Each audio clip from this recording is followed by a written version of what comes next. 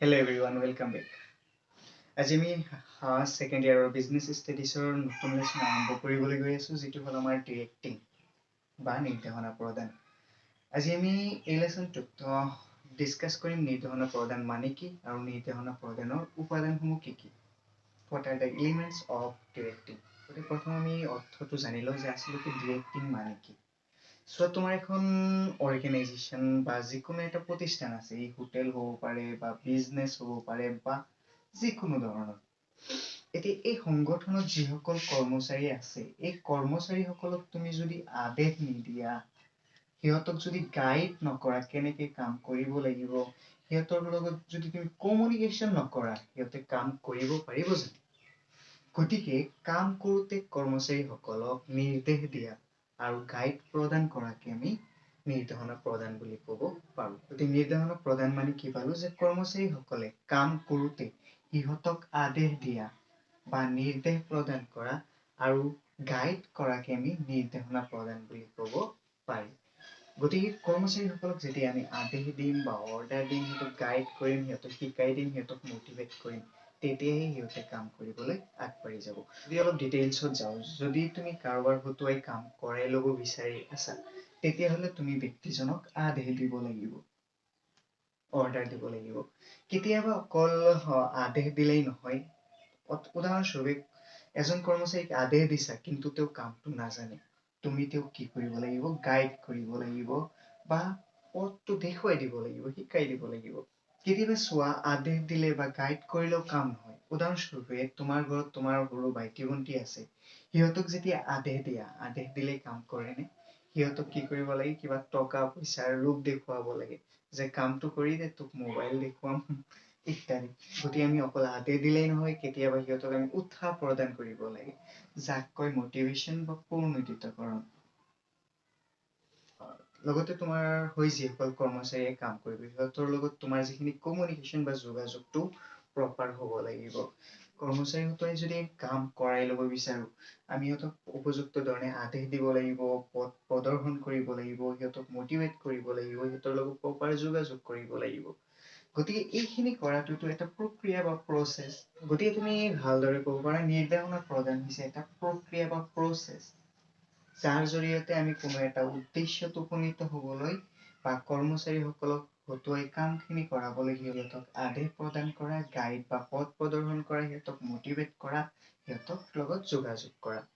গতিকে সহজ কথাত কোনো এটা উদ্দেশ্যত উপনীত হ'বলৈ বা কামখিনি কৰাবলৈ কৰ্মচাৰীসকলক আদেশ দিয়া, পথ প্ৰদৰ্শন কৰা, প্ৰণোদিত কৰা, যোগাযোগ কৰা বা লিডাৰশ্বিপ বা নেতৃত্ব বহন কৰা এটা প্ৰক্ৰিয়া, যাৰ ফলত কৰ্মচাৰীসকলে আচলতে সংগঠনত কাম কাজখিনি কৰিবলৈ লয়। গতিকে আমি অৰ্থ বুজি পালো। এতিয়া আমি নিৰ্দেশনা প্ৰদানৰ উপাদানসমূহ চাম। পৰীক্ষাত 4 মাৰ্কৰ প্ৰশ্ন অহা দেখা যায় যে নিৰ্দেশনা প্ৰদানৰ উপাদানসমূহ কি কি।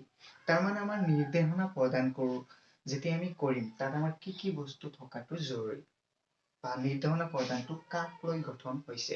নিৰ্দেশনা প্ৰদানৰ এটা উপাদান হ'ল আমাৰ চুপাৰভিজন বা তদাৰকৰণ বা নিৰীক্ষণ। চুপাৰভিজন মানে জানাই, চুপাৰ মানে কোনো চুপাৰিয়ৰ বা কোনোবা জ্যেষ্ঠ এজনে, ভিজন মানে চোৱা চিতা কৰা। গতিকে যেতিয়া এজন জ্যেষ্ঠ কৰ্মচাৰীয়ে তেওঁৰ অধীনস্থ কৰ্মচাৰীসকলৰ কাম কাজখিনি চোৱা চিতা কৰে বা কাম কাজখিনি নিৰীক্ষণ কৰে, তাকে আমি চুপাৰভিজন বা তদাৰকৰণ বুলি ক'ব পাৰি। এতিয়া যিকোনো প্ৰতিষ্ঠানত বহুতো লেবাৰ থাকে, সেই লেবাৰবোৰৰ কাম কাজবোৰ কেনেকুৱা হৈ আছে, সঠিকমতে লেবাৰবোৰে কৰি আছে নে নাই, তাক চোৱা চিতা কৰাৰ কাৰণে এজন ব্যক্তি নিয়োগ কৰা হয়, যাক আমি চুপাৰভাইজাৰ বুলি কওঁ বা অসমীয়াত তদাৰককাৰী। গতিকে চুপাৰভিজন দুই ধৰণে ক'ব পাৰা। এক নম্বৰ, চুপাৰভাইজাৰ বা তদাৰককাৰীসকলে যি কৰে তাকেই চুপাৰভিজন বোলে, বা ফাংচন হিচাপে ক'ব পাৰা তদাৰককৰণ হৈছে সেইটো প্ৰক্ৰিয়া যাৰ জৰিয়তে এজন জ্যেষ্ঠই অধীনস্থসকলৰ কাম কাজখিনি চোৱা চিতা কৰে। কিয় চোৱা চিতা কৰে? যাতে কৰ্মচাৰীসকলে যিবোৰ সম্পদ ব্যৱহাৰ কৰি আছে, সেই সম্পদবোৰ যাতে সঠিকভাৱে ব্যৱহাৰ কৰে, কামবোৰ যাতে সঠিক হয়, আৰু এই যে বিভিন্ন ধৰণৰ ৰ মেটেৰিয়েল বা সম্পদৰ যাতে কোনো ধৰণৰ অপচয় নহয়। নিৰ্দেশনা প্ৰদানৰ আন এক উপাদান হ'ল মটিভেশ্যন বা প্ৰণোদিতকৰণ।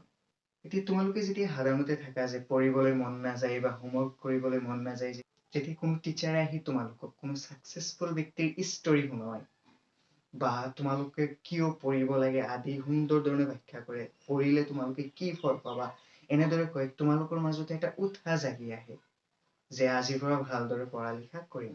ঠিক তেনেদৰে কৰ্মচাৰীসকলৰ সংগঠনত কাম কৰিব নিবিচাৰে, গতিকে সেই ব্যক্তিসকলকো কামখিনি স্বইচ্ছাই কৰাবলৈ কিছুমান ব্যৱস্থা লোৱা হয়। যেনেকুৱা যিয়ে আটাইতকৈ ভালদৰে কাম কৰিব তেওঁক পুৰস্কাৰ দিয়া হ'ব, দৰমহা বঢ়াই দিয়া হ'ব বা বোনাছ দিয়া হ'ব বা সিহঁতক প্ৰশংসা কৰিলে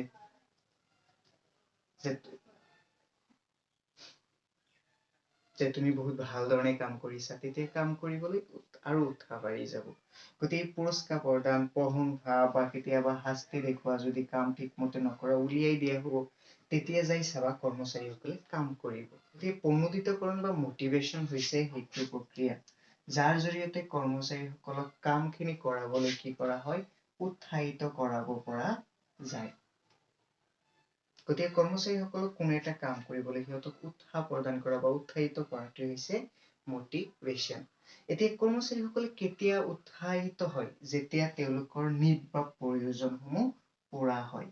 আমি কৰ্মচাৰীসকলৰ যিবোৰ প্ৰয়োজনীয়তা আছে, ধৰি লোৱা টকা পইচাৰ প্ৰয়োজনীয়তা বা নামৰ প্ৰয়োজনীয়তা বা পদবীৰ প্ৰয়োজনীয়তা, এইবোৰ প্ৰয়োজনীয়তা পুৰা কৰাৰ আশ্বাদি বা পুৰা কৰি কৰ্মচাৰীক কি কৰিব পাৰি, মটিভেট কৰিব পাৰি।